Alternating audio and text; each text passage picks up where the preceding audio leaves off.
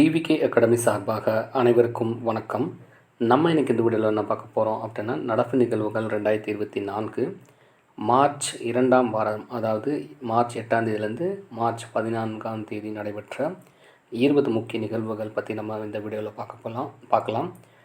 So மெயினாக வந்து பார்த்தோன்னா group 4, TNPSC group 4 examination, railway examination, Madras high court மற்றும் டிஎன்யூஎஸ்ஆர்பி காவலர் தேர்வுக்கு பயன்பெறும் வகையில் இந்த video make பண்ணப்பட்டுள்ளது.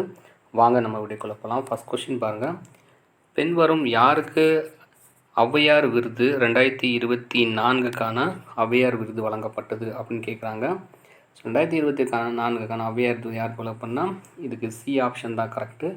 பாஸ்டினா சூசேராஜ்.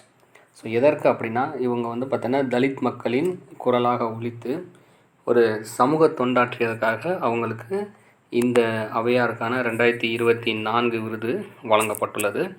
So next question, ரெண்டாவது கொஷின் பார்க்கலாம். ரெண்டாவது கொஷின் பாருங்கள். ஆசியாவின் மிகப்பெரிய நிலக்கரி சுரங்கமாக மாற உள்ள சுரங்கம் எது அப்படின்னு கேட்டிருக்காங்க. ஸோ இந்த ரெண்டாவது கொஷினுக்கு ஆன்சர் வந்து பார்த்தீங்கன்னா பி ஆன்சர், அதாவது கேவ்யா நிலக்கரி சுரங்கம். ஸோ இதுதான் கரெக்டான ஆப்ஷன். ஸோ மெயினாக வந்து பார்த்தோன்னா இது வந்து சத்தீஸ்கரில் உள்ள சவுத் ஈஸ்டர்ன்ஸ் கோல்ட் ஃபில்டர்ஸ் ஸோ இதில் இருக்குது. ஸோ கிட்டத்தட்ட 52.5 மில்லியன்லேருந்து 70 மில்லியன் உற்பத்தி திறன் வந்து உயர்ந்துள்ளது. ஸோ இதுதான் வந்து ஆசியாவிலே மிகப்பெரிய நிலக்கரி சுரங்கமாக அமைந்துள்ளது. மூன்றாவது கொஷின் பார்க்கலாம். அதாவது என்ன கேட்டிருக்காங்கன்னா, டெஸ்ட் போட்டியில் குறைந்த இன்னிங்ஸில் 1000 ரன்களை கடந்த இந்திய வீரர் யார் அப்படின்னு கேட்டிருக்காங்க. ஸோ இது எல்லாருக்குமே தெரியும். ஸோ மிக குறைந்த வயதில், அதாவது மிக குறைந்த இன்னிங்ஸில் பார்த்திங்கன்னா இவர் வந்து 1000 ரன்களை கடந்துள்ளார். ஸோ அவர் பேர் வந்து பார்த்தோன்னா SS Jaiswal. So the answer தான் இருக்குது கரெக்டான ஆன்சர். ஸோ இவர் வந்து பார்த்தீங்கன்னா 16 இன்னிங்ஸில் வந்து பார்த்தீங்கன்னா இந்த 1000 ரன்களை கடந்துள்ளார்.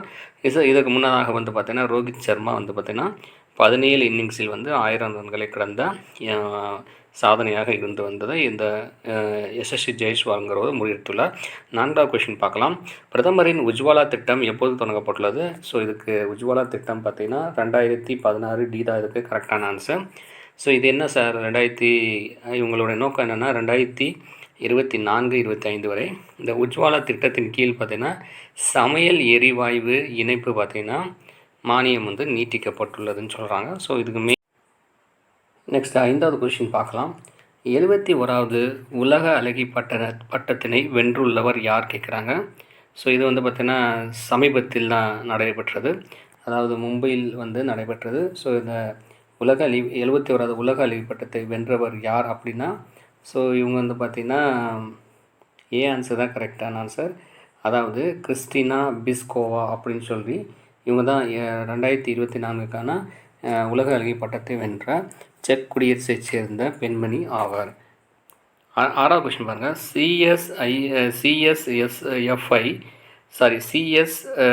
சிஐஎஸ்எஃப் ரைசிங் டே அனுசரிக்கப்படும் நாள் எதுன்னு கேட்குறாங்க. இந்த சிஐஎஸ்எஃப் அப்படிங்கிறது என்னென்னா C for central, I for industries, S for security and F for force. So இதோடைய தலைமையிடம் பார்த்தீங்கன்னா டெல்லியில் உள்ளது. ஸோ இந்த ரைசிங் டே அனுசரிக்கப்படும் டேட் என்ன அப்படின்னா, 6வது கொஸ்டினுக்கு ஆன்சர் வந்து பார்த்தீங்கன்னா மார்ச் 10. ஸோ ஏ ஆன்சர் தான் இருக்குது கரெக்டான ஆன்சர். 7வது கொஸ்டின் பார்க்கலாம். அகில இந்திய ஆராய்ச்சி அறிஞர்கள் மாநாடு எங்கு நடத்தப்பட்டது அப்படின்னு கேட்குறாங்க. 7வது கொஸ்டினுக்கு ஆன்சர் பார்த்தீங்கன்னா சென்னையில் உள்ள ஐஐடி தான் நடைபெற்றது. 8வது கொஸ்டின் பாருங்க. மயூவா திட்டம் என்ற திட்டத்தினை தொடங்கியுள்ள மாநிலம் எது அப்படின்னு கேட்டிருக்காங்க. 8வது கொஸ்டின் ஆன்சர் வந்து பார்த்தீங்கன்னா உத்தரப்பிரதேசம். ஏ தான் கரெக்டான ஆன்சர். ஸோ இந்த திட்டத்தின்படி பார்த்திங்கன்னா இதோட நோக்கம் என்னென்னா, அதாவது இளைஞர்களை தொழில் முனைவோர் ஆக்கும் திட்டம் தான் இது வந்து இந்த மயூவா திட்டம் என்று அழைக்கப்படுகிறது.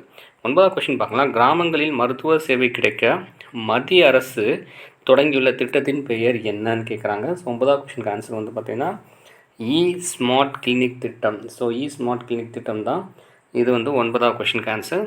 ஸோ இது வந்து பார்த்திங்கன்னா மெயினாக இந்த இ ஸ்மார்ட் கிளினிக் திட்டம் வந்து பார்த்திங்கன்னா அதாவது அஸ்ஸாம் ஜோத்பூரில் வந்து பார்த்திங்கன்னா தொடங்கி இந்த திட்டம் வந்து அதாவது அறிமுகப்படுத்தப்பட்டது. 10வது கொஸ்டின் பார்க்கலாம். உலகின் மிக நீளமான இருவழி சுரங்கப்பாதை தொடங்கப்பட்டுள்ள இடம் எதுன்னு கேட்குறாங்க. ஸோ இந்த 10வது கொஸ்டின் ஆன்சர் வந்து பார்த்தீங்கன்னா ஏ, அருணாச்சல பிரதேசம்.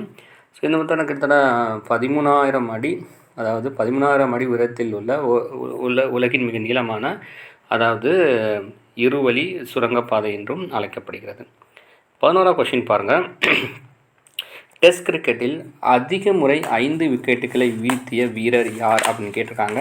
ஸோ இந்த 11வது கொஸ்டினுக்கு ஆன்சர் எல்லாருக்குமே தெரியும்னு நினைக்கிறேன். டெஸ்ட் கிரிக்கெட்டில் ஸோ நம்ம தமிழகத்தை சேர்ந்த ரவிச்சந்திர அஸ்வின் தான் பார்த்திங்கன்னா கிட்டத்தட்ட வந்து பார்த்திங்கன்னா 5 விக்கெட்டை வந்து அதிக முறை வீழ்த்திய அதாவது அந்த 5 விக்கெட் எத்தனை தடவை எடுத்துக்கான 36வது முறையாக 5 விக்கெட்டை வீழ்த்திய இந்திய, அதாவது டெஸ்ட் கிரிக்கெட் வீரர் ஆவார். 12வது கொஸ்டின் பார்க்கலாம். தற்போது தமிழக தேர்தல் ஆணையராக நியமிக்கப்பட்டுள்ள யார் கேட்குறாங்க. ஸோ தமிழகத்துடைய தேர்தல் ஆணையர் யார் அப்படின்னா, ஸோ இதுக்கு ஆன்சர் வந்து பார்த்திங்கன்னா டி ஆன்சர் வந்து பா. ஜோதி நிர்மலா சாமி. டி தான் அதுக்கு கரெக்ட் ஆன்சர். 13வது கொஸ்டின் பார்க்கலாம். தற்போது அமலுக்கு வந்துள்ள, அதாவது குடியுரிமை திருத்த சட்டத்தின் டேஷ் முன்னர் உள்ளவர்கள் இந்திய குடியுரிமை பெறலாம்னு சொல்கிறாங்க.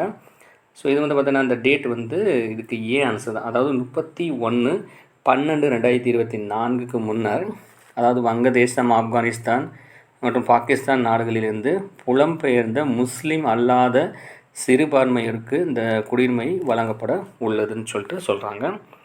14வது கொஸ்டின் பார்க்கலாம். உலக தொலைபேசி உற்பத்தியில் முதலிடம் பிடித்துள்ள நாடு எதுன்னு கேட்டிருக்காங்க. ஸோ உலக தொலைபேசி உற்பத்தியில் முதலிடம் பிடித்த நாடு எது அப்படின்னா 14க்கு வந்து ஆன்சர் வந்து சீனா தான் இருக்குது கரெக்டான ஆன்சர். ஸோ இது வந்து சீனா முதலிடமும், 2ஆம் இடத்தில் பார்த்திங்கன்னா நம்ம இந்தியா வந்து வைக்கிறது. 15வது கொஸ்டின் பார்க்கலாம். 2024ஆம் ஆண்டுக்கான ஆஸ்கார் விருது பட்டியலில் சிறந்த திரைப்படமாக தேர்வு செய்யப்பட்ட படம் எது? இது வந்து சமீபத்தில் தான் அந்த ஆஸ்கார் விருது அறிவிக்கப்பட்டது. ஸோ 15வது கொஸ்டின் ஆன்சர் வந்து பி தான் கரெக்ட்னா ஓப்பன் ஹேமருக்கு தான், இந்த படத்துக்கு தான் ஆஸ்கார் விருது வழங்கப்பட்டது. 16வது கொஸ்டின் பார்க்கலாம். ஆயுத இறக்குமதி பட்டியலில் முதலிடம் பிடித்துள்ள நாடு எது கேட்குறாங்க. 16வது கொஸ்டினுக்கு ஆன்சர் வந்து பார்த்திங்கன்னா நம்ம இந்தியா தான். ஸோ இந்தியா தான் வந்து பார்த்தோன்னா முதலிடம் வைக்கிறது. பி தான் அதுக்கு கரெக்டான ஆன்சர், இந்தியா. இதில் 2வது இடத்துல சவுதியும், 3வது இடத்துல கத்தார் மற்றும் 4வது இடத்துல வந்து பார்த்திங்கன்னா பாகிஸ்தான் வைக்கிறது. நெக்ஸ்ட் 17வது கொஸ்டின் பார்க்கணும். இந்தியாவின் முதல் இயற்கை எரிவாயு பங்க் துவங்கப்பட்டுள்ள இடம் எதுன்னு கேட்குறாங்க. இந்த இயற்கை எரிவாயு பங்க் எங்கே வந்து தொடங்கப்பட்டுள்ளது அப்படின்னா, ஸோ 17வது கொஸ்டினுக்கு ஆன்சர் வந்து பார்த்தீங்கன்னா பி ஆப்ஷன் குஜராத்தில் தான் இது தொடங்கப்பட்டுள்ளது.